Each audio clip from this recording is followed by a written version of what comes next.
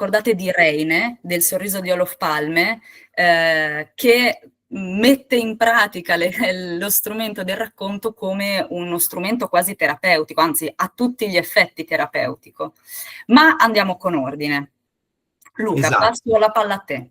E vedremo tra l'altro che questo non è l'unico aggancio, no, che abbiamo trovato rispetto ai testi approntati la scorsa volta, ma andiamo con ordine. Dunque, partiamo con mi sono dimenticata di dire, scusate, che l'incontro è registrato, quindi vi chiediamo di tenere microfoni e videocamere spente, e per il resto vi invitiamo a usare la chat come canale per mandarci le vostre sensazioni, i vostri pensieri e le vostre domande. Allora, partiamo come sempre dall'autore. Michele Santeramo, classe 1974, è un attore e autore di molti testi teatrali, fra i quali ricordiamo Sequestro all'italiana, Le scarpe, Nobili e porci libri e La rivincita, dal quale ha tratto anche un romanzo pubblicato nel 2014 per Baldini e Castoldi. Riceve numerosi premi, per citarne solo i più prestigiosi, il premio Associazione Nazionale Critici di Teatro, il premio Istrio alla drammaturgia e con il testo che affronteremo questa sera vince il premio Riccione per il teatro e arriva anche finalista al premio Ubu. È fondatore insieme a Michele Sinisi della compagnia Teatro Minimo. Il testo, Il guaritore, è stato pubblicato sulla rivista Istrio nel 2013 e sapete che ci piace fare in modo che possiate anche reperire i testi che affrontiamo. Per reperirlo, in questo caso, basta richiedere il numero 4 ottobre-dicembre 2013 tramite il modulo che trovate sul sito di Istrio. E adesso in chat Letizia vi ha condiviso proprio le modalità di recupero di questo testo. Tra l'altro non è la prima volta che incontriamo questa rivista, molto, molto ricca e soprattutto un grande archivio di testi teatrali. Il guaritore è stato messo in scena nel 2013 per la regia di Leo Muscato, grazie a una coproduzione di Teatro Minimo, Fondazione Pontedera Teatro. Tra gli attori Vittorio Continelli, Simonetta D'Amato, Gianluca Delle Fontane, Paola Fresa e Michele Sinisi. Letizia. L'idea del testo è particolare, la genesi di questo testo è particolare, perché Michele Santeramo racconta che l'idea di questa figura, di questo guaritore, è ispirata a una figura di una persona realmente esistita, che è il signor Cataldo. Il signor Cataldo, che era un contadino di Corato, giù in Puglia, che era conosciuto per guarire le persone usando le mani, senza chiedere nulla in cambio, non chiedeva soldi, usava le mani per guarire le persone. Allora, nella fantasia di Michele Santeramo e di Michele Sinisi, il suo compagno d'arte, si è accesa la fantasia, una lampadina e il desiderio di raccontare la figura di questo guaritore che guarisse sì le persone, ma in particolare le loro storie. In che modo? Mettendole in relazione fra di loro. E dal signor Cataldo è stato ispirato anche il linguaggio che utilizza il personaggio principale di questo testo, il guaritore appunto, che è un linguaggio sporco. Santeramo stesso usa questa parola. Come vedremo molto diretto, molto terra a terra, senza fronzoli. E lo scopriamo subito andando a leggere le prime frasi di questo testo, l'incipit. Eccoci qua, condivido lo schermo in modo tale che tutto il nostro amato pubblico possa seguire insieme a noi la lettura di questo testo. I personaggi sono il guaritore, il fratello, la donna, la moglie, il marito. Sul fondo una parete con 3 porte. Su quella a sinistra c'è scritto doppia, su quella a destra singola, su quella del centro privato. Le porte sono molto sporche. Il guaritore è in maniche di camicia. Sta bevendo da un bicchiere del liquore. Ha il colletto della camicia visibilmente sporco. È molto trasandato, non ci vede tanto bene. Entra il fratello, porta delle stoffe. Chi è? Chi è? E chi deve essere? Chi è che deve essere? Devi avvisare quando arrivi. tu mi devi avvisare a voce, devi dare la voce quando arrivi e quando te ne vai, e quando rimani, e quando tutto. Devi dare la voce, Di nuovo la bottiglia. se no devo dare la catena alla porta davanti. Quanto ne hai bevuto? Te ne frega qualcosa a te? Te ne frega quanto ne ho bevuto? Sono segreti, cose personali, cose che servono a me. Se vuoi guarire, comincia dagli occhi. Quando mai ho guarito il corpo umano io? Quando mai? Quella è roba da medici o delinquenti. Io non sono né l'uno né l'altro. Vai a mettere le voci maledetti in giro. Ho mai messo una mano addosso a questo o a quella? No. E allora? Cos'hanno i miei occhi? Non ci vedono, non vedi più niente. Hai bisogno che quando entro e quando esco ti devo dare la voce e stai sempre a spaccare bicchieri, a rompere piatti, a urtare nelle cose. Spendi troppo perché non guarisci. I soldi sono miei. Gli occhi sono miei. Tutto tuo. Tutto mio. Tutto. Pure tu. Pure tu che non ti ho mai voluto. Pure tu sei mio insieme a tutte le schifezze che stanno intorno. È tutto mio. E non credi che dovresti cominciare a passare qualcosa? Ecco le sporche parole ereditiere. L'eredità te la sei presa da solo. Siamo figli della stessa madre o no? Non ti permettere di parlare con quella. Ecco, come vediamo già dalle prime battute di questo testo, ritroviamo quel linguaggio sporco di cui ci parla Santeramo, molto terrigno, molto diretto, senza fronzoli. I personaggi sono 5, piano piano andremo alla scoperta di tutti nel corso della serata. È un atto unico, quindi non c'è una divisione in scene formale e è un arco temporale unico, non ci sono salti nel tempo, è tutto raccontato in maniera lineare. Le scene sono molto pervase di ironia, come vedremo, che si sposa in maniera strana eppure giusta con un alone di drammaticità che in qualche modo aleggia su tutto il testo. Oh, non dimentichiamo che parliamo di isolamenti e di solitudini. Partendo proprio dalla descrizione dei personaggi, vedete che anche in questo caso, così come avevamo visto nel testo di Paravidino i vicini, affrontato la volta scorsa, anche in questo caso i personaggi vengono presentati non con il loro nome, ma con il loro ruolo, con la loro funzione, soprattutto quando questo è messo in relazione con gli altri. Il marito, la moglie, il fratello, come se in qualche modo l'autore ci stesse dicendo che i personaggi sono il loro sistema di relazione e quindi abbiamo già dalla presentazione dei personaggi un anticipo di quello che ci diceva prima Letizia, il mettere in relazione la storia di uno insieme alla storia degli altri.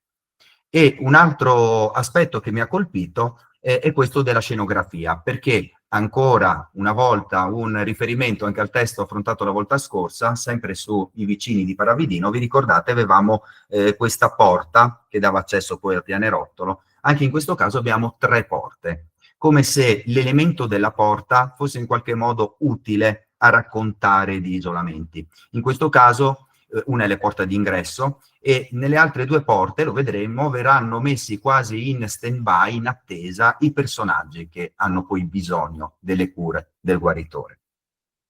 E ancora una considerazione su questa prima lettura, in particolare su una battuta, il guaritore, parlando al fratello, dice «Io non ti ho voluto».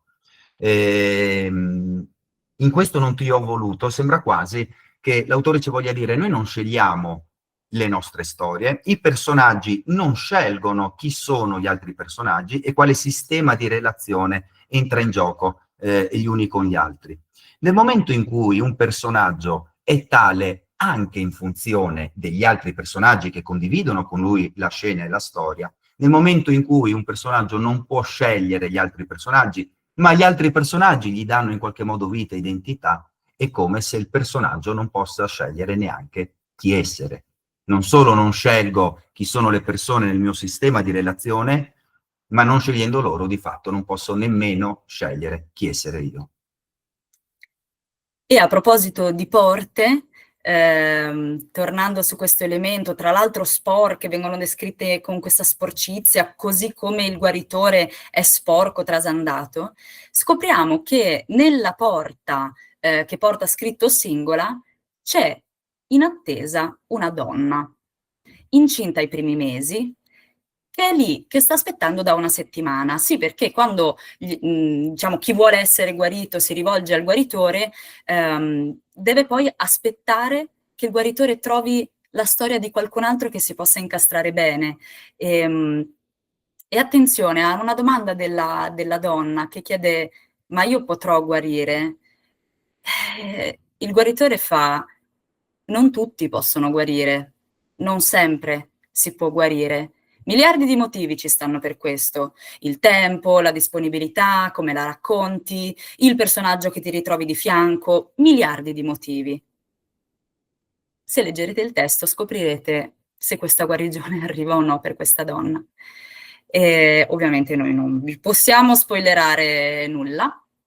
E la donna rientra nella stanza dopo questo scambio con il guaritore ed ecco che arriva qualcuno da fuori, una coppia strampalata, che adesso andiamo a scoprire nella seconda lettura. Suonano ancora. Il fratello va ad aprire. Entrano, accompagnati dal fratello, una moglie e un marito. Normali, assolutamente normali. Lei non è grassa, non hanno i capelli unti. Sul davanti della maglietta, indossata dal marito, c'è un grande coccodrillo disegnato. Prego, accomodatevi. Bella la tua... Cos'è? Cos'è che è bella? Il guaritore non ci vede benissimo. Vuoi dirgli quello che hai sulla maglia? Io, il coccodrillo. Che ti dicevo? Non se la vuole togliere. Io gli dico che deve togliersi quella maglia, ma lui non se la vuole togliere. Il coccodrillo. Non vuole toglierla. Io gli dico, ma lui... Tocca a me? Non lo so. Devo dire qualcosa sul coccodrillo? Come vuoi.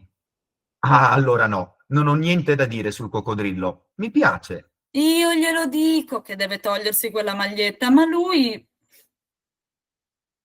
Tocca di nuovo a me. si mette una maglietta e con quella pensa... Ma questi due si sentono bene?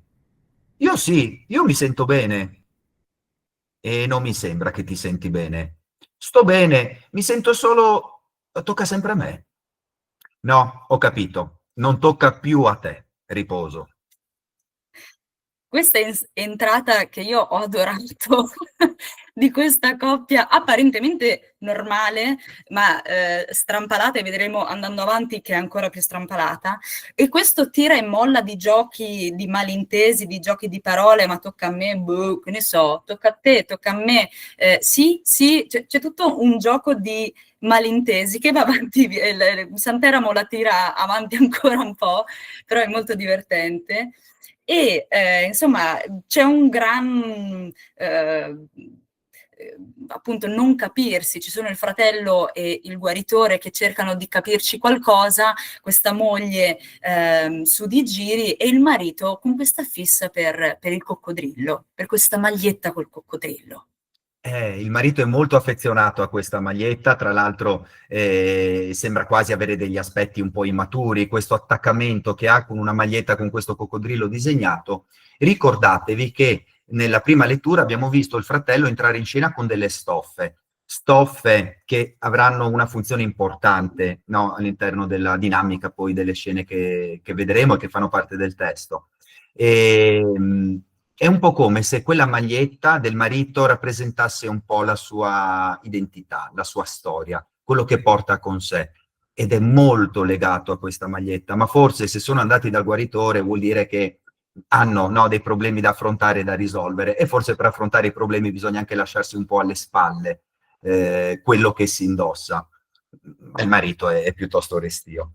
E in questo tocca a me, continuo del marito, sicuramente sortisce un effetto comico notevole, e alla lettura mi è sembrato quasi di scorgere delle prove teatrali. Letizia, attrice professionista, allora ti chiedo se capita a volte durante delle prove, quando ancora il testo non lo si è assimilato, no? Molto bene, questo tocca a me, vero?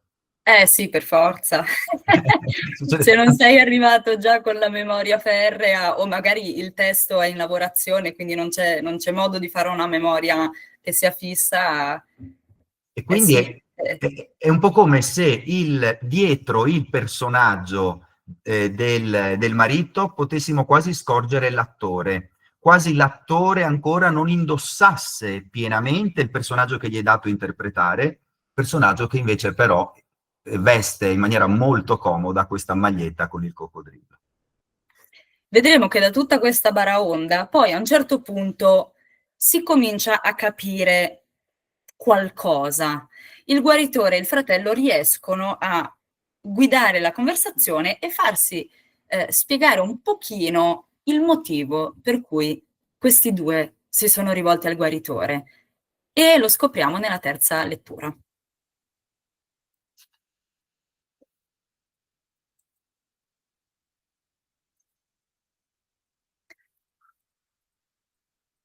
Quando ci siamo sposati sembrava che la vita non sarebbe finita mai. Andavamo in giro per la box, la giovinezza, ce la sentivamo addosso tutta. Poi lui è diventato scemo. È come se la giovinezza se ne fosse andata tutta. La stanchezza ci è arrivata addosso, una stanchezza che poi è diventata un problema sempre più grande perché io con la stanchezza mi sono allontanata. Ma no, non è vero. Lui non se ne accorge perché è scemo.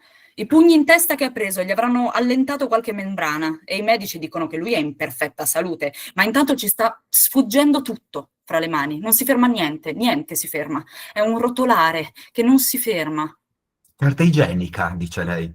È una cosa che non si ferma, che continua a sprofondare. Io non so che cosa posso fare per tornare, non dico a quella felicità di quando si andava in giro a fare a pugni, Che poi proprio felicità non era perché pugni ne davo, ero campione pesi welter, ma pugni ne prendevo, quindi proprio felicità non era. ma c'era vita che scorreva a fiumi, c'era l'età che non si sentiva nemmeno, c'era una... Poi niente, poi tutto è finito e adesso io... E lei dice che sono morto. Se volete io ve lo posso dimostrare, se volete. Lo sentite? Non si rende nemmeno conto che mi sta costringendo a scegliere altri uomini. Che cosa dovrò sopportare io? E lui? Che cosa dovrà sopportare lui? Non ti preoccupare, è che ti sei sfiancata e parli così. È una brava moglie. Avete capito? Ha in testa un mondo suo che ormai è impermeabile alla realtà. La realtà. La realtà. Tu hai qualcosa contro la realtà? A che mi serve la realtà se ho messo da parte i soldi che servono a dimenticarmela, la realtà? Tu dici degli altri uomini, ma io non conosco questa realtà, non mi interessa di questa realtà. Io ho già preso i pugni che dovevo prendere, mi sono già fatto tutto il male che mi dovevo fare. Adesso non mi interessa. E il male che fai a me? Tutte le persone si fanno male, chi si sbuccia un ginocchio, chi prende pugni in testa, chi vede morire. Tutti. Questo non è un problema. E da me cosa volete? Guarire. Vogliamo guarire. Questo vogliamo. Questo vuole lei, perché io non mi sento malato. Ho capito. Adesso voi ve ne andate in quella stanza, state là, fate finta di niente e quando vi chiamerò non sarete soli. Chi altro ci sarà? Perché? Ci sarà un'altra persona con voi, un'altra che deve guarire anche lei, Perché un'altra persona? perché le cose si devono incastrare, incastrare diversamente una con l'altra e devono funzionare in un modo diverso. Qual è il problema più grande che esiste e nessuno se ne accorge? Tocca a me? E che ne so io? Il diretto? Il problema è che quella cosa che vi portate addosso e non la sapete dire viene dal fatto diretto che le storie non si incastrano più e vi ammassate di problemi uno sull'altro e poi me lo venite a dire a me e mi prendete per l'imbuto della schifezza. Volete l'esempio? Ci sono le città. Allora, qua, in queste città, cosa ha fatto la mente umana? Ha costruito una vita impossibile per tutti Esci la mattina e te ne torni la sera. 500 ore all'anno, cioè 20 giorni, notte e giorno, ad aspettare nel traffico. Gli schiavi, praticamente gli schiavi. E poi la mente, cosa ha fatto? Ha detto, così è la vita, che ci dobbiamo fare? E ha cominciato ad organizzare per sopportare. E l'aperitivo, e il motorino, tutto questo per cosa? Per rimanere sempre schiavi, ma senza accorgersene più. Non lo vedete più il problema. E vi abituate. Uno si accontenta E poi si perde. e poi si dimentica di essersi perduto. Voi invece dovete cominciare a pensare che non esiste solo la vostra storia e che magari la vostra, se giustamente incrociata con un'altra, compone un quadro inaspettato che ne racconta una diversa e mostra delle soluzioni.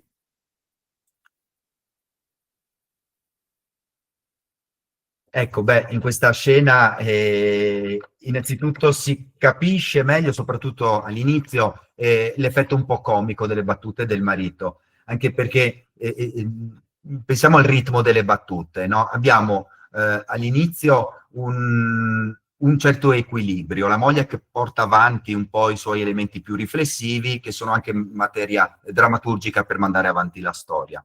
Il marito poi ha subito delle battute invece un po' più brevi che si intromettono come degli incisi, con questo appunto effetto comico, potenziato proprio anche da questo mancato equilibrio, perso equilibrio, no? Durante la scena. È un po' come se la moglie costruisse davanti al guaritore e il marito invece distruggesse. E un'altra cosa, sempre nella stesura del testo teatrale, lo sapete quanto le parole sono importanti, la scelta di una parola rispetto ad un'altra può far evocare universi interi nel cuore del pubblico che ascolta. Ed è interessante notare come la moglie ad un certo punto si chiede a se stessa e lo chiede anche al guaritore, cosa dovrò sopportare io? E lui, parlando del marito, cosa dovrà sopportare lui? Ed è interessante che nonostante siano una coppia non si chiede che cosa dovremmo sopportare noi, non usa il plurale ma somma due singolari. No? E questo ci riporta un po' alla tematica del tema di questa sera e a questo punto mi viene spontanea una domanda da fare al nostro ospite, a Tiziano Possamai.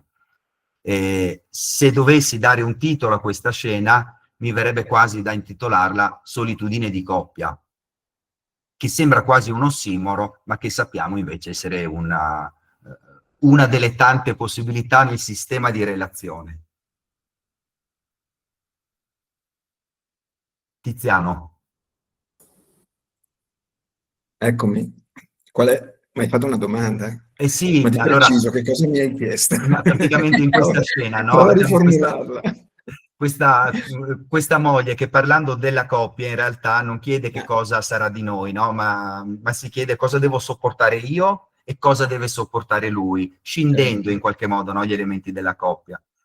Allora, visto che parliamo di isolamenti, mi chiedo se sentirsi isolati, privati della propria metà, non faccia sentire ancora più soli del fatto di essere soli.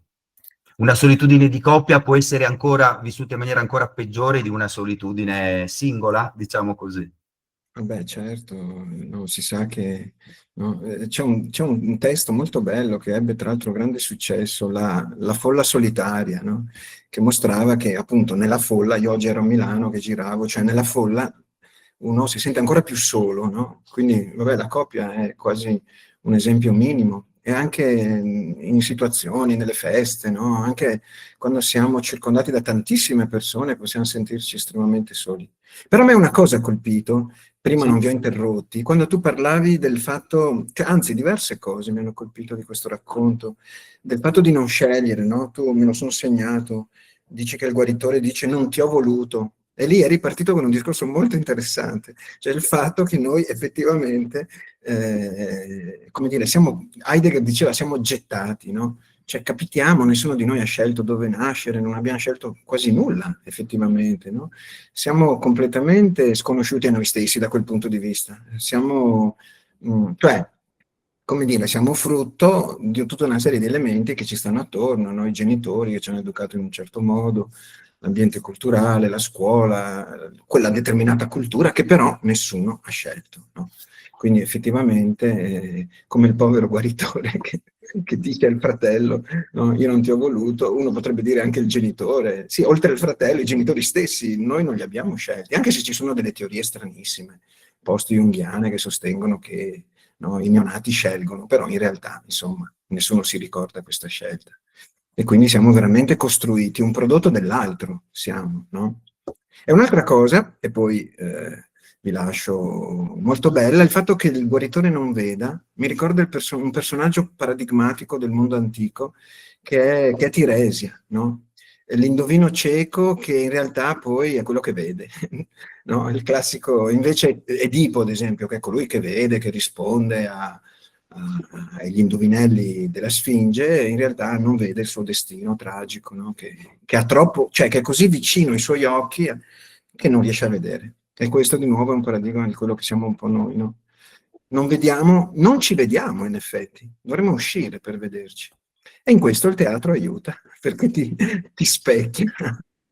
E su Esatto. questa cosa che hai appena detto, mi riservo poi di farti una domanda, una considerazione, una domanda, però te la faccio dopo. Prima vorrei condividere una frase su cui vorrei così sentire i vostri pensieri, che si lega a quest'idea, no, della cosiddetta società degli individui, no?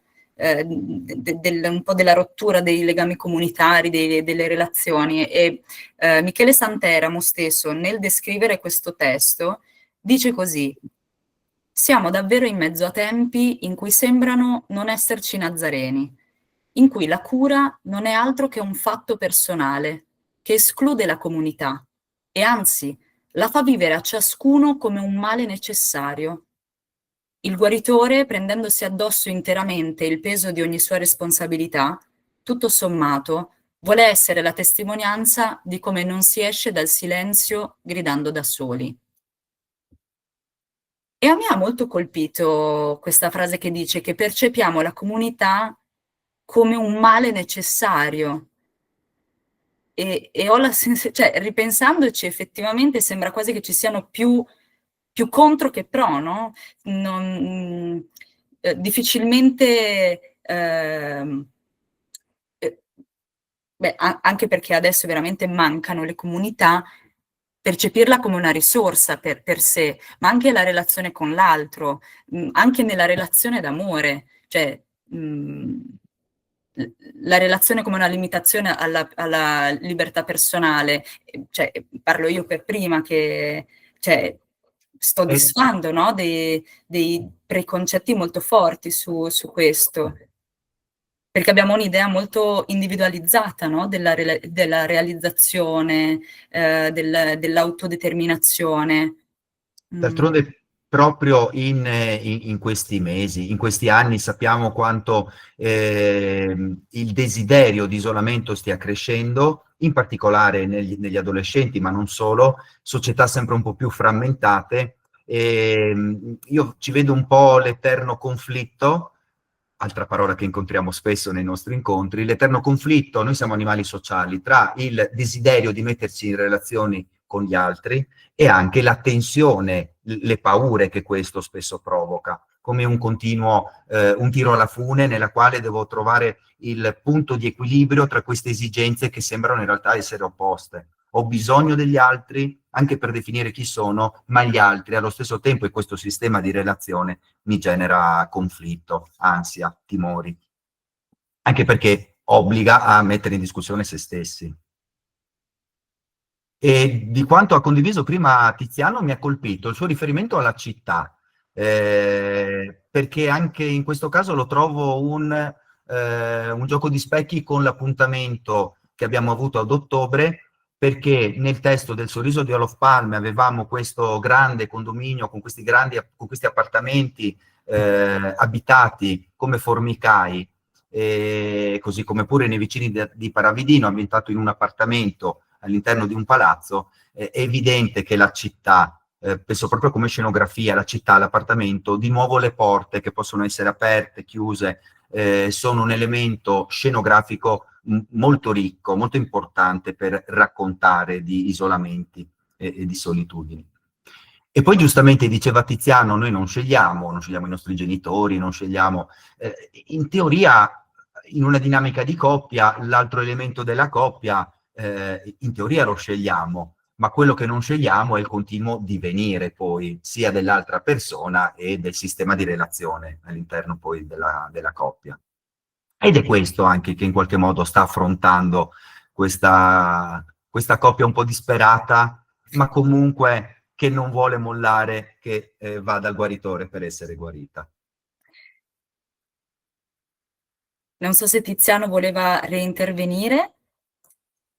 Io a un certo punto devo aver perso la connessione. Voi mi sentivate? Mi avete sentito fino alla fine? Sì? Sì? Perché io a un certo punto, vabbè, ho avuto la Ti abbiamo sensazione visto di essere frizzato. collegato. Comunque sì, volevo intervenire per dire che sì, anche lì noi scegliamo, ma apparentemente, consapevolmente scegliamo. In realtà ci sono tutta una serie di meccanismi inconsci che ci portano ad innamorarci di una determinata persona e noi non sappiamo il perché. Cioè, noi non riusciamo a spiegare razionalmente perché abbiamo sposato o ci siamo innamorati di quella persona. Ci sono tutta una serie di variabili che ci sfuggono, e questo tra l'altro è scientificamente provato, no? Che ci sfuggono e purtroppo delle volte in bene, perché uno se ha degli automatismi positivi trova la persona che lo rende felice, purtroppo ci sono gli automatismi negativi per cui uno, no, sceglie sempre la persona che lo fa star male, e anche pur prendendo consapevolezza. No? In fondo la clinica psicologica è piena di questi casi, no? Di chi continua a ripetere sempre lo stesso schema, cioè sceglie sempre la persona di cui è innamorato, che però in realtà lo fa star male, e poi lo vediamo in forme tragiche tutti i giorni, no? I casi estremi, però è così, no? La persona magari che non denuncia, continua, spera che l'altro cambi. Ci sono delle forze, no? Di nuovo, noi siamo sconosciuti a noi stessi, come diceva Nietzsche, e quindi andiamo in direzioni che pensiamo di essere i piloti della nave, in realtà no. Continuiamo a essere mossi da qualcosa che sta nel retroscena del teatro, della nostra psiche, che ci muove, e purtroppo delle volte ci fa anche sbattere, no? Scegliere le persone come... E poi vai dal guaritore, sperando che lui veda quello che tu non riesci a vedere, e delle volte effettivamente chi sta fuori vede meglio, no? Gli altri ci conoscono delle volte più di quanto ci conosciamo noi, cioè vedono aspetti che a noi sfuggono, proprio perché non riusciamo ad uscire da noi stessi. E a proposito di questo, se posso, Tiziano, Sì? ti rilancio la domanda che ha scritto Patrizia Villa in chat. La connessione ha bisogno di terzi per avvenire? È questa la tesi? A mio avviso interessante e vera in parte, ma ingannevole e sbagliata. Adesso non so a cosa si riferisca, però sì, certamente noi, insomma, ci vuole comunque, come dire, l'altro, no? In qualche modo per poter, ma la connessione, non lo so adesso che connessione intenda, perché io prima ad esempio avevo la sensazione di essere disconnesso, quindi di essere veramente in tema, no? Cioè di essere solo, di parlare, perché a un certo punto il cellulare mi ha detto che avevo esaurito non so che cosa, ed era proprio in tema, no? Perché tu dicevi, no? Che insomma una delle tematiche era quella dell'essere soli, eppure siamo in un bel gruppetto qui, eppure io prima per un attimo, quindi sì, in questo caso serve la connessione, vi assicuro che senza la connessione non riuscireste a sentirmi. Però ecco, immagino che non fosse questa la domanda, e forse dovrebbe spiegarci la signora che è intervenuta che cosa intende per tesi che non è vera, è un po' complessa la cosa. Ecco, Ci se sono degli Patrizia impliciti. vuole approfondire un po' la domanda, molto volentieri. Mentre lo fa, approfitto anche per... tu prima dicevi, Tiziano, che noi non scegliamo praticamente nulla, che spesso... No, non proprio nulla, qualcosina scegliamo, però gran parte no, in effetti.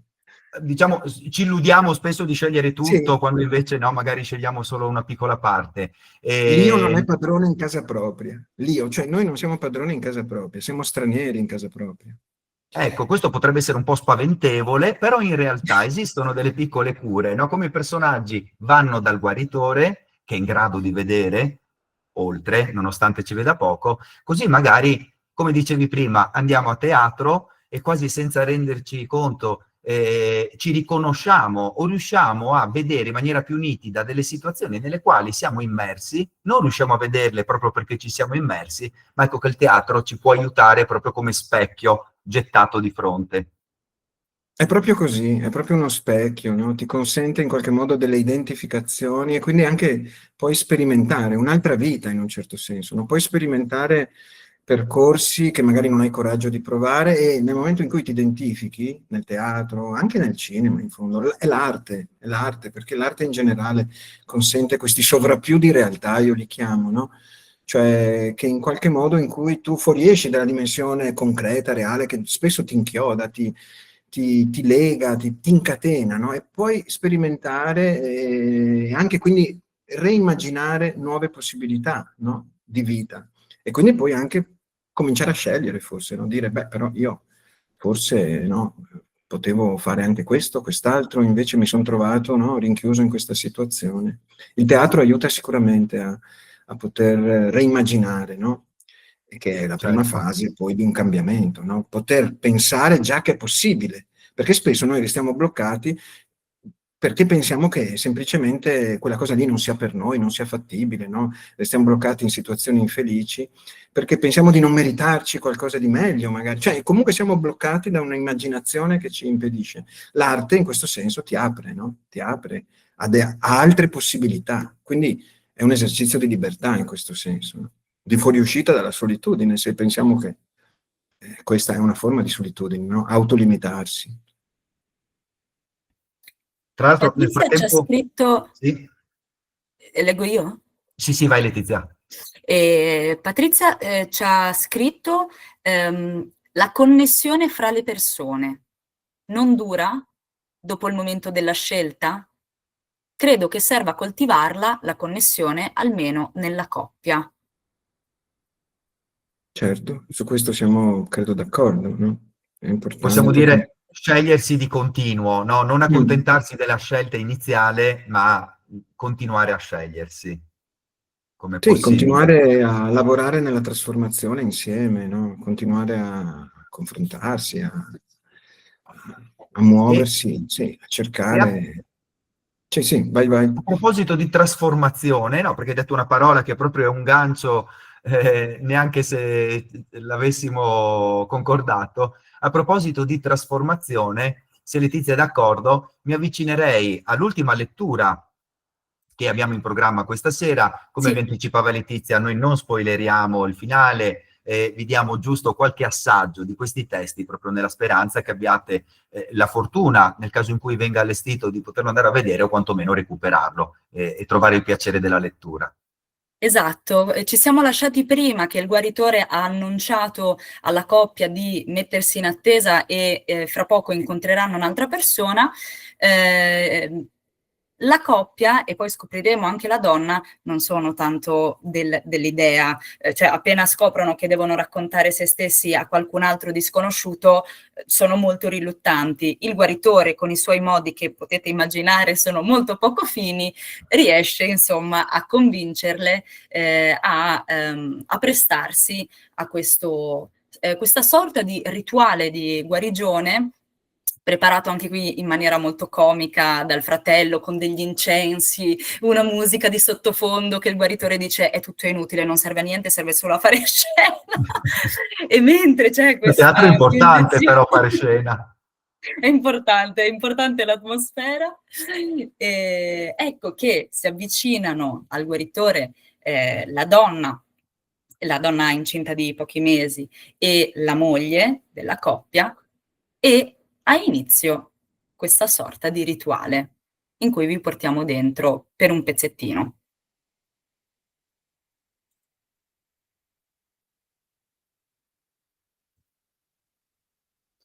Spirito della parola. Esci da quel corpo di sposa che prima non ha voluto parlare. Parla. Ci passa via come l'acqua in mezzo alle dita. Ogni giorno se ne va un giorno e la consolazione è in qualche piccola cosa, ogni tanto una risata, qualcosa.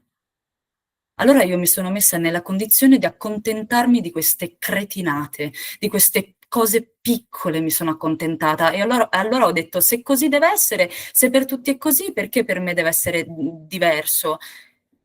E invece io lo sono diversa, perché io non mi voglio accontentare.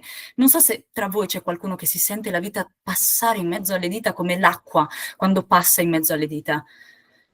Non lo so. Io alla mia età non sono vecchia. No, non lo sono, ma sono in ritardo. Capite cosa vuol dire essere in ritardo? Significa che il tempo per fare le cose era sempre ieri. E questa sensazione di infelicità, di malessere, di tristezza, io non voglio che cresca con me, che finisca con me. Io penso che sia giusto, che sia un compito naturale, metterci nella pancia qualcuno che ci provi di nuovo, che dia un senso alle cose che non sono riuscita a fare io. Io però mi sento in ritardo, sento che il tempo naturale di questa cosa, di un figlio, il tempo naturale era ieri e io non l'ho saputo prendere perché c'erano troppe cose da fare, perché l'imbarazzo, perché l'occasione non si può perdere, perché il lavoro, sono in ritardo e questa cosa mi fa paura. Io mi sveglio alle 7, esco di casa per lavorare, torno la sera alle 7, cucino, mangio, vado a dormire, così è. A volte mi estraneo. No, a volte andiamo a prendere un aperitivo con i colleghi prima di tornare a casa e voi non sapete cos'è. Se soltanto mi estraneo un po' dalle risate che devi ridere per forza, non sapete che disperazione c'è in quel divertimento ricercato. Quando ridere è per forza, è per dimostrare che sai ridere ancora, che non l'hai dimenticato. E alla fine della giornata altro non fai se non contare un altro giorno passato in mezzo alle cose che dovevi fare e hai fatto, e a quelle che volevi fare e che non hai fatto.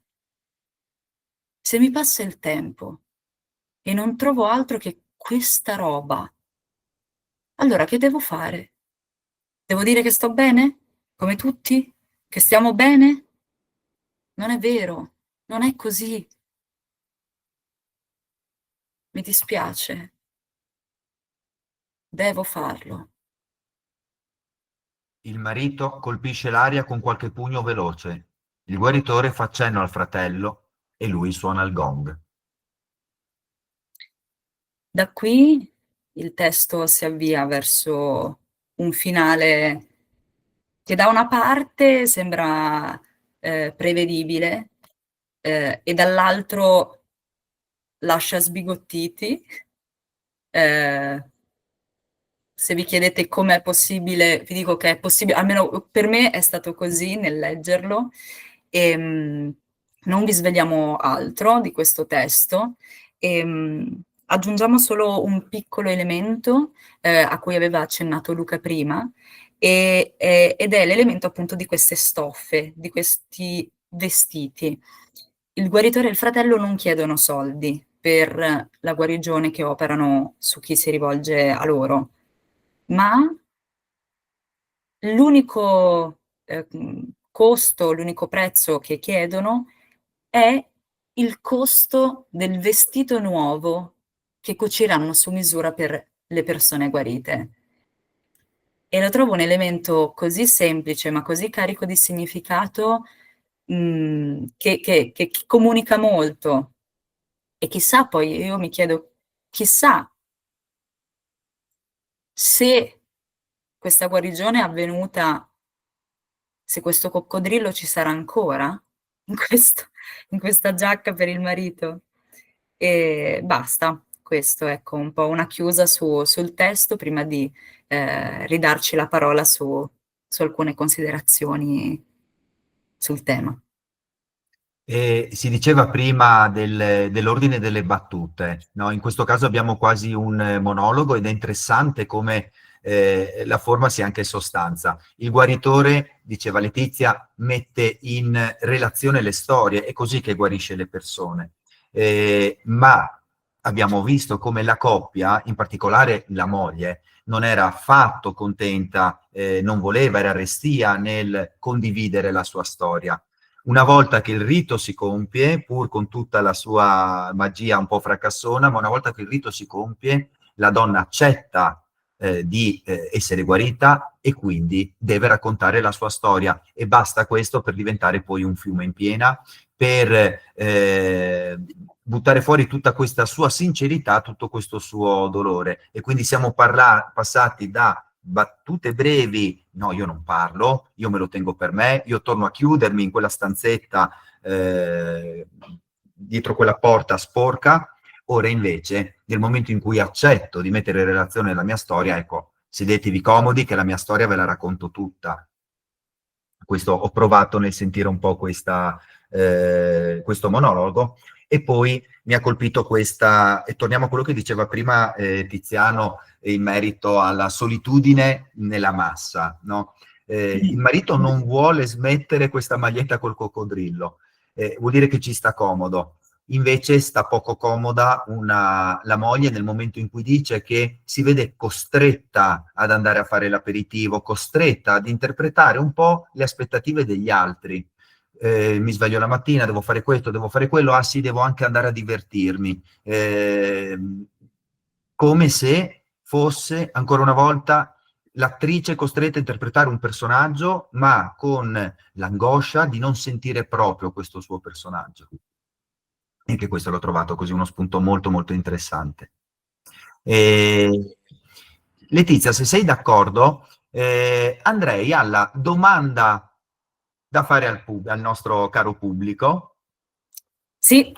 E che mi sentirei di fare anche poi, cioè chiederei a Tiziano di sentirsi liberissimo di commentare insieme a noi le suggestioni, le risposte, le condivisioni, le riflessioni che poi vogliono darci gli amici collegati. Yes. La domanda che abbiamo pensato per il pubblico di questa sera è questa. Vi è mai capitato un momento nella vita in cui avete sentito che la vostra storia andasse a incastrarsi inaspettatamente con quella di qualcun altro, portandovi a una guarigione, a un giovamento o a una scoperta positiva? Vi lasciamo il tempo per riflettere su questa domanda, se avete voglia di condividerla con voi. E intanto penso che sarebbe bello leggere il commento di un'altra Patrizia. E Tiziano, quando tu vuoi intervenire, fallo a gamba tesa, senza alcun tipo di remora. Patrizia ci scrive: io pratico il tango argentino. Nella sua forma migliore ha necessità di una connessione nella coppia. Questa deve essere sincera. Il mezzo che la permette è la musica. A volte dura solo 3 minuti, il tempo di un pezzo, ma deve essere autentica.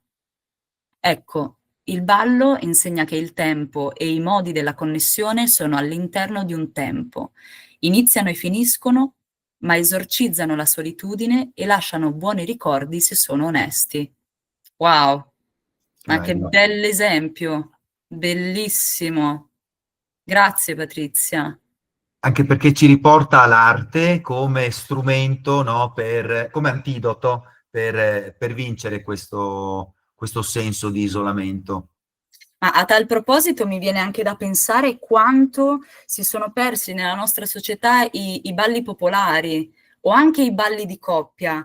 Cioè io conosco veramente poche persone che vanno a ballare quel tipo di ballo, mentre una volta era parte della propria tradizione, no? Sapere il liscio, sapere magari dei balli popolari tipici della propria zona. E secondo me questo ha un grande significato, c'è anche la perdita della connessione fisica, no? Con un altro. E Anche la poi nel perdita. momento in... Sì, scusa Tiziano? No, visto che no, mi collegavo alla perdita di cui parlava Letizia, la perdita dello sguardo. Noi ormai, cioè, siamo abituati a vedere il monitor, no, più che lo sguardo delle persone, ci vediamo poco. Sì, ci sono molti elementi di perdita, poi magari ci sono anche altre modalità, no? Certamente il ballo era una modalità di incontro che consentiva quelle che prima Patrizia chiamava le connessioni. È molto importante, no? Nelle culture popolari. Continua pure Luca, stavi parlando tu. Io... No, semplicemente mi colpiva questo, sempre del post di Patrizia, questa deve essere sincera, cioè la connessione nella coppia, mi colpiva questo termine, no? Deve essere sincera, pochi fronzoli, entriamo in un sistema di relazione che è tattile, che vede la musica come cornice comune, ma nel momento in cui ci mettiamo in relazione e balliamo dobbiamo essere sinceri, mi colpiva questo termine. Anche perché Pirandello. nel ballo c'è il linguaggio del corpo che da un punto di vista affettivo, emotivo, difficilmente mente, no? A differenza della parola che in qualche modo no? Sappiamo che con il corpo noi trasmettiamo tutta una serie di elementi e quindi sì, c'è sincerità, è molto difficile no? Comunicare qualcosa che non sia in armonia con quello che tu provi. Quando tu, e il ballo è proprio un linguaggio del corpo, tra i tanti, no? E a proposito di sincerità, si dice spesso che un uomo, una donna è realmente se stessa o se stesso nel momento in cui sale sul palco e interpreta qualcun altro. Ecco che lì viene fuori la vera persona, la sincerità della persona, probabilmente perché nel modo in cui io decido di dare un'interpretazione piuttosto che un'altra, ecco che allora lì esce fuori veramente l'attore. Solo che Beh, l'attore ci sguazza perché tanto è coperto dalla maschera. Però in è la realtà persona, è la è maschera. La persona. Per cui riusciamo a essere noi stessi con la maschera delle volte, no? E quando siamo veramente noi stessi, invece, questo ci blocca. E questo è un altro degli effetti, come dire, terapeutici, certamente, anche del teatro. Che dire, sì, questo ricorda un po' Goffman, avete presente, no, la vita come rappresentazione, come teatro, il fatto che comunque tutti noi recitiamo, adesso al di là la vita stessa è una recitazione, no? Ognuno cerca di dare il meglio di sé, di rendere la recita migliore e Goffman faceva tutte queste belle microanalisi in cui mostravano come tutti i giorni al lavoro, appunto quando ci divertiamo, no? Portiamo avanti la nostra recita. Chi bene, chi male, delle volte ci viene meglio, delle volte ci viene peggio. Comunque interessante, questo, io non l'ho letto questo libro, quindi ci avete lasciato a tutti la voglia di finirlo. È comunque un ottimo. viaggio sciamanico, no? È un viaggio sciamanico che ha tutta una serie di caratteristiche legate alle storie. Tra l'altro, prima tu hai citato uno dei miei libri, il primo che scrissi, che tratta di questo antropologo Gregory Bateson, lui proprio sosteneva esplicitamente che noi siamo storie, cioè noi siamo storie. Che cosa siamo? Noi siamo storie. La nostra identità è fatta di ciò che noi no, ricordiamo, ricostruiamo di noi attraverso appunto delle storie che ci raccontiamo e che possono anche delle volte portarci a star male, per cui anche la stessa terapia, proprio clinica, la psicanalisi è questo, è ricostruire la nostra storia. Tu arrivi che hai una storia che ti fa star male, che è il trauma, e devi ricostruirlo, cioè devi raccontarti un'altra storia, devi vederla sotto un altro aspetto, vedere i punti di forza, comunque devi ricostruire, no? Devi trovare un altro racconto che inquadri anche quella cosa che può averti fatto star male all'interno di una storia che in qualche modo riesca a farti star meno male, anzi, delle volte magari ci si rassegna, però è proprio questo, no? È un raccontarsi, è un reinterpretare continuo, no? Tu racconti all'analista, no? Quando in questo caso al nostro amico guaritore, sciamano, no? Gli racconti, no? Come adesso io poi la storia non l'ho ben presente, però sì, questo elemento dell'essere storie è interessante. Trovare un altro racconto e magari le Trovare un stop altro del racconto su se guaritore stessi, possono perché spesso aiutare. noi ci portiamo dei racconti che spesso sono tra l'altro soggettivi, no? Perché poi anche chi magari porta con sé una storia di sofferenza, spesso però tende, come dire, a sottolineare quell'aspetto, quando poi, e magari a mettere all'oscuro tutta una serie di cose che potrebbero anche cambiare quel racconto, no? C'è questo, però è successo anche quell'altro, è successa anche quell'altra cosa. Sì, trovare un racconto che diventi un abito che funzioni in qualche modo, no? E quindi è fatto proprio di cuciture, no? Di scuciture e cuciture. E trovare una storia che si ingrani bene in qualche modo e che ti consenta di sentirti... Già, vedo che arrivano dei messaggi. Sono arrivati dei Sì. messaggioni Allora, Vincenzo, molto generosi, che fantastico. bello. Vincenzo, ad esempio, ci parla di consapevolezza, no? Cioè ci dice che intrecciamo storie di continuo, ma solo in certi momenti ne diventiamo consapevoli, e quando succede, come se la vita ci mostrasse un disegno più grande in cui il dolore, la perdita o la confusione trovano un senso. Trovare un senso, anche quello, no? Di trovare una storia che dia un senso a delle cose che delle volte magari tu non riesci a trovare, Sì, ed è per quello che delle volte si sta male. sì, E sempre Vincenzo, infatti, è proprio attraverso la scoperta dell'altro che poi riesco anche a fare più consapevolezza su me stesso. Interessante. sì, molto bello, molto bello. Sì, sì. A Patrizia succede di non incastrare storie o non quella che ci si aspetta, soprattutto dice quando scrive poesie, voglio dire cose e ne ricevo altre, plausibili e che non avevo scoperto dentro di me. Ancora una volta vedete come lo strumento dell'arte è un po' una porta o una finestra, se volete, verso gli altri, ma anche verso se stessi. D'altronde E siamo verso quasi le finestre l'alterità. che apriamo da ambo, no, i sensi.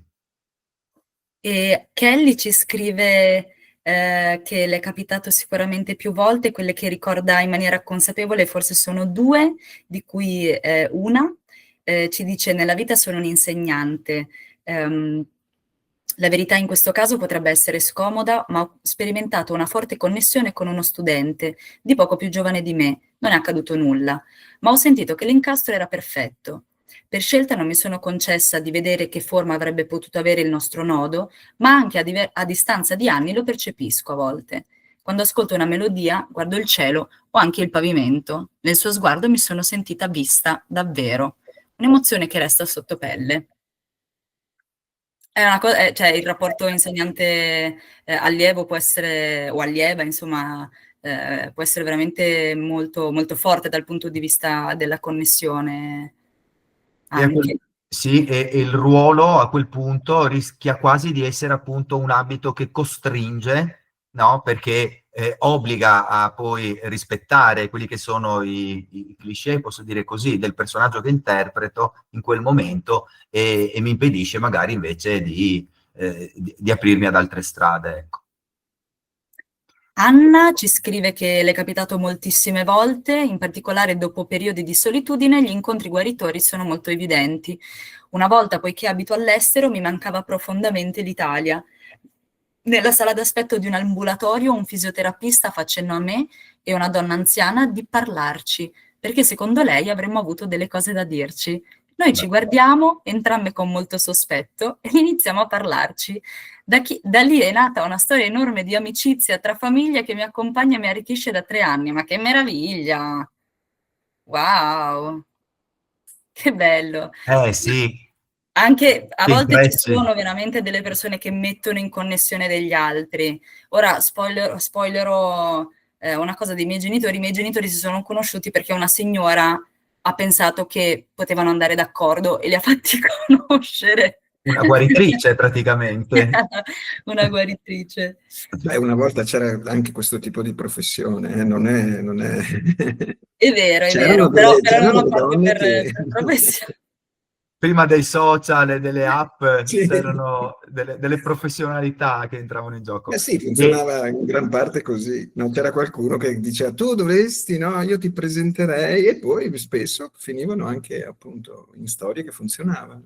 ai Perché tempi gli della altri da scuola fuori ci era vedono, ci conoscono meglio, no? Per cui tu vedevi, no, che l'amica poteva effettivamente funzionare con quell'amico, con quella persona, cosa che magari all'interessato sfuggiva, no? Perché il discorso di prima. Ancora l'ultimo, leggiamo l'ultimo post di Bruno, ancora una volta storie che si incontrano e si reincontrano, rincontrando una persona che avevo perso di vista da tempo. Ho scoperto una persona totalmente diversa da come l'avevo conosciuta, era una persona grintosa, forte, capace di affrontare tutto, questo è quello che sembrava, perché in realtà a distanza di tempo si è rivelata una persona fragile che ha affrontato un percorso difficile per ricredere in se stessa. Quell'incontro ha aiutato Bruno a fare ulteriore luce nel suo momento difficile. Ecco qua di nuovo il gioco di specchi, no? Come può essere di aiuto. Grazie a questa persona ho avuto un'altra spinta per superare, per guarire, ci dice, e riprendere in mano la mia vita per uscire da un periodo buio. Quindi si diceva del tiro alla fune, torniamo ad avere la giusta fiducia nell'altro e nell'altra, anche se a volte, lo sappiamo, l'abbiamo visto, l'isolamento è voluto, è cercato, magari non in maniera duratura e continuativa nel tempo, come sempre trovare il giusto punto di equilibrio. Ce lo diciamo noi tra persone, ma queste poi sono le dinamiche anche che muovono i personaggi poi sopra il palcoscenico. Come sempre siamo arrivati un po' lunghi, vero Letizia? Sì. E ci manca ancora una cosa fondamentale. Esatto, fra poco daremo la parola ad Alessandro per l'annuncio dei vincitori della call Le Voci dell'Accoglienza. Prima di farlo, se qualcuno ancora sta scrivendo in chat può insomma completare il suo messaggio. Intanto vi ringraziamo innanzitutto per essere stati con noi questa volta, la volta scorsa, speriamo di rivedervi anche la prossima, e vi ringraziamo anche a chi insomma l'ha fatto, i vostri consigli di lettura. Avevamo lanciato così una call to action, come si dice di questi tempi, per appunto raccogliere consigli di lettura su questo tema, sull'isolamento. Ci sono arrivati diversi, fra cui DNA di Dennis Kelly, L'origine del mondo di Lucia Calamaro, la serie Fleabag di Waller Bridge, meno contemporanei ma altrettanto sul pezzo, Il Natale di Harry di Berkoff e L'ultimo nastro di Krapp di Samuel Beckett. E vi ringraziamo. Cent'anni Luca di ci dà solitudine, naturalmente, di Marquez. Sì. Cosa? Cent'anni di solitudine di Marquez. Yes. Ve la butto lì. Oh Visto sì, che...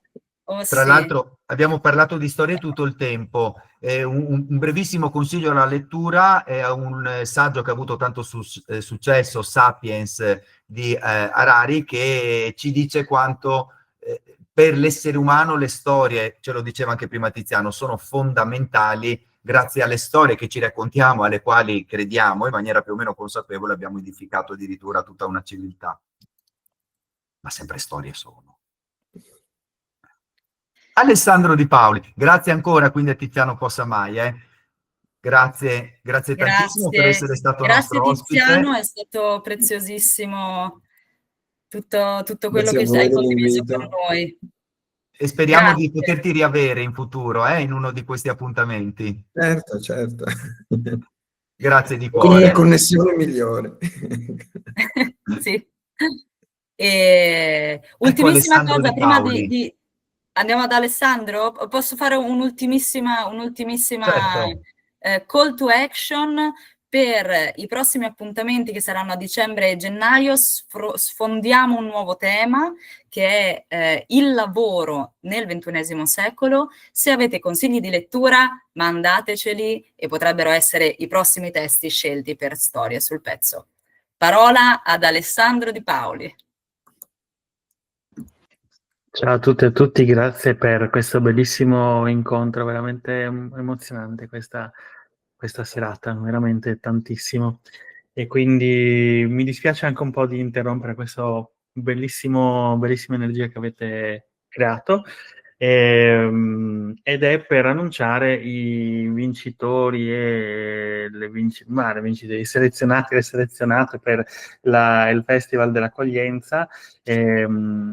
Leggerò i nomi di chi è stato individuato dalla direzione artistica di Matearium e del Festival dell'Accoglienza per l'elaborato che è inviato, e poi ci saranno i brani, i pezzi che sono stati selezionati per lo spettacolo finale a cura di Fabio Ezechiele Sforzini, che avrà luogo il 30 di novembre presso l'ospedale di San Giovanni di San Tommaso a Maiano, in provincia di Udine.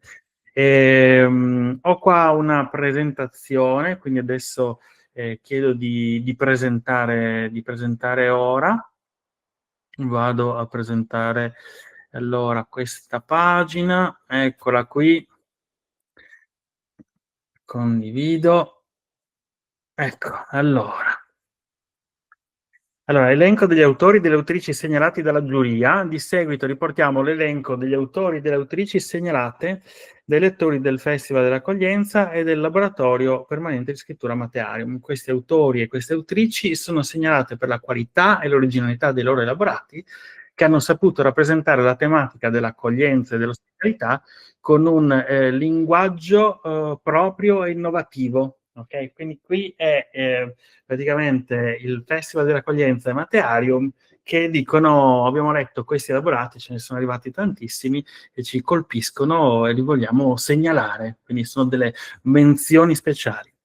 Abbiamo Alessandra De Savino, Damiana Guerra, Egidio Babuin, Giacomo Witt, Giovanni Chiesa, Lorena Vittoria, Angelo Basile, Eleonora Tricarico, Kelly Di Blas, Linda Spandri, Maria Rita Eramo, Patrizia Ercole, Silvia Favaretto, Valentina De Grazia e Vittoria Montanaro. E poi questi sono quelli che abbiamo letto e che abbiamo detto: Festival dell'Accoglienza più Matearium, diciamo, questi elaborati ci colpiscono per come elaborano il tema dell'accoglienza e dell'ospitalità, perché lo fanno da una prospettiva diversa ciascuno degli altri, usano un linguaggio personale, insomma eravamo d'accordo su questo. Però attenzione, quelli che vengono selezionati poi per lo spettacolo possono essere degli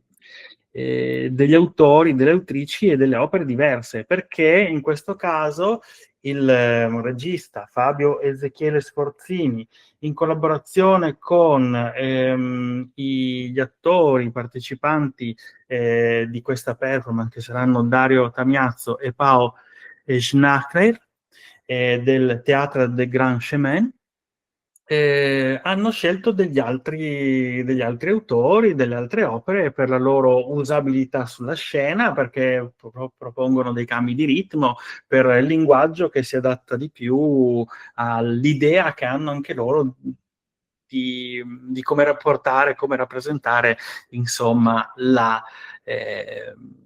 il tema dell'accoglienza e dell'ospitalità. Andiamo, faccio come reveal. Allora, Alessandra De Savino, Damiana Guerra, Egidio Babuin, Giacomo Witt, Giovanni Chiesa, Lorena Vittoria, Alessandra Nardon, Luca Martini, Silvia Sartori, Stefano Pandolfo.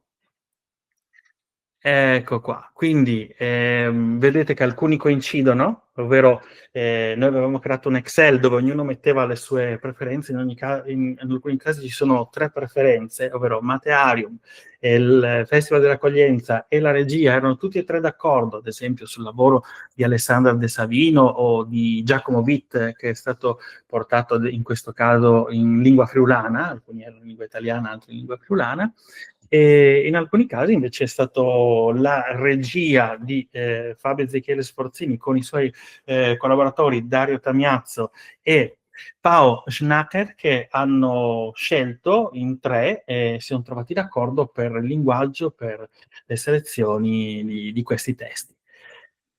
Ora non so se c'è collegato qui con noi questa sera Fabio Sforzini e Angela Babuin. Fabio Sforzini è responsabile del progetto di performance finale e Angela Babuin è responsabile per il Festival dell'Accoglienza. In caso gli chiedo di dare un saluto, se ci sono, di aprire i microfoni. Nel mentre faccio notare che c'è un nome tra questi selezionati, che è quello di Luca Martini.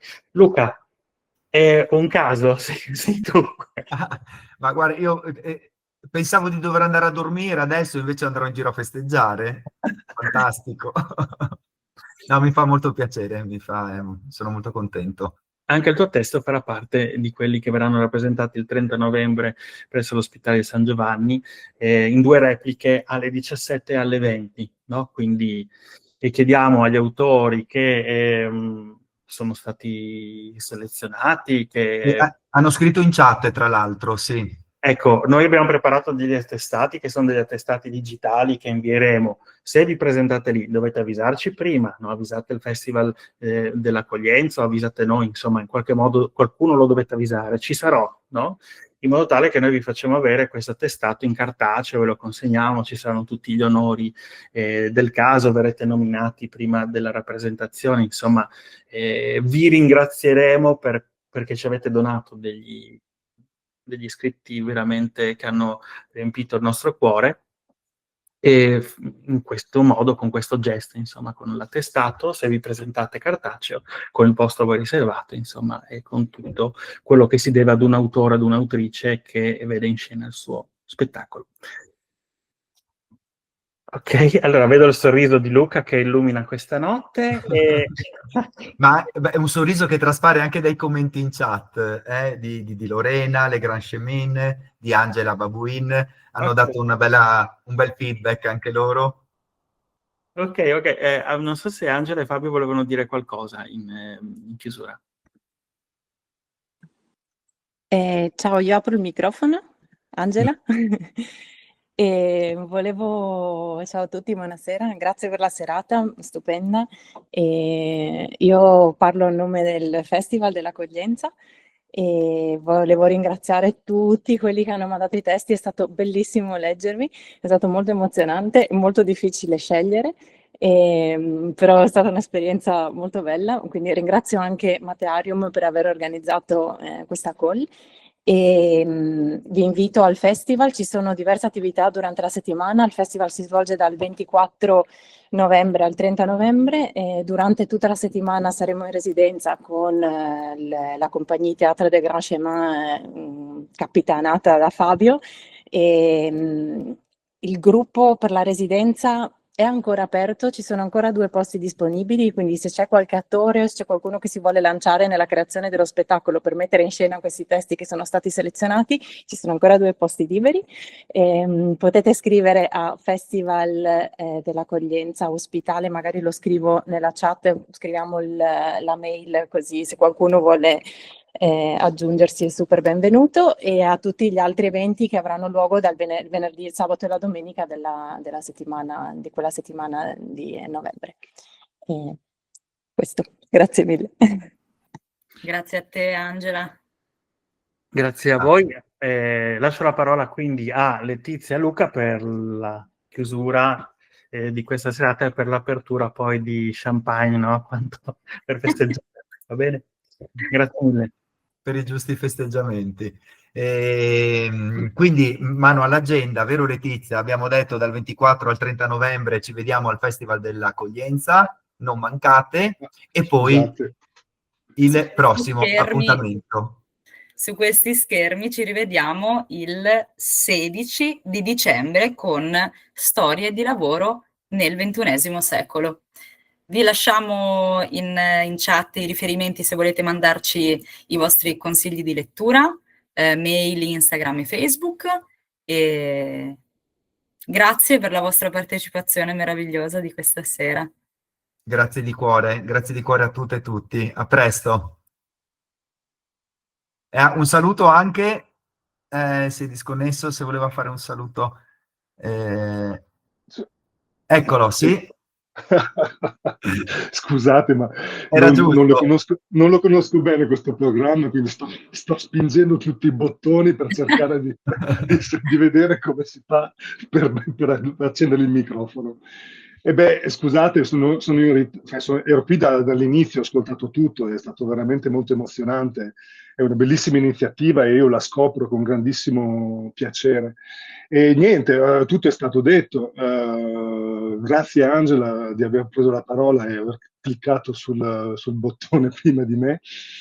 Io volevo ringraziare Alessandro che ha fatto un lavoro stupendo, che ci ha anche introdotto in una dimensione che noi non avevamo ancora usato, introducendoci con Matearium, eccetera. Evidentemente tutte le persone che hanno dato del loro tempo e della loro creatività per partecipare a questa call creativa. Per noi è una primissima esperienza di questo tipo, nel senso che non abbiamo mai iniettato, raccolto dei testi in questo modo, così proprio con questa immediatezza, no? E penso che è veramente una cosa che rifaremo, perché ci permette di essere in un'attualità, e con questo spettacolo che noi, ma più che uno spettacolo è una performance che vogliamo, una performance spettacolare che vogliamo proporre, però è una grandissima prima. Anche se noi abbiamo l'abitudine con il nostro gruppo di teatro di fare delle cose, abbiamo dei metodi di lavoro, lavoriamo già con delle persone che hanno poca esperienza di teatro, insomma con degli happening abbastanza rapidi e veloci. Insomma, senza che vi attacco un bottone, vi ringrazio tutti, vi ringrazio tutti di cuore, grazie Angela, grazie per questa serata che ho seguito con grandissimo piacere, grazie Alessandro, e spero di incontrare una buona parte delle persone che sono state selezionate. Volevo semplicemente finire dicendo una cosa: i testi, la più parte dei testi, veramente la gran maggioranza dei testi erano veramente stupendi. La scelta non è stata fatta assolutamente sui criteri qualitativi, ma per delle contrainte, cioè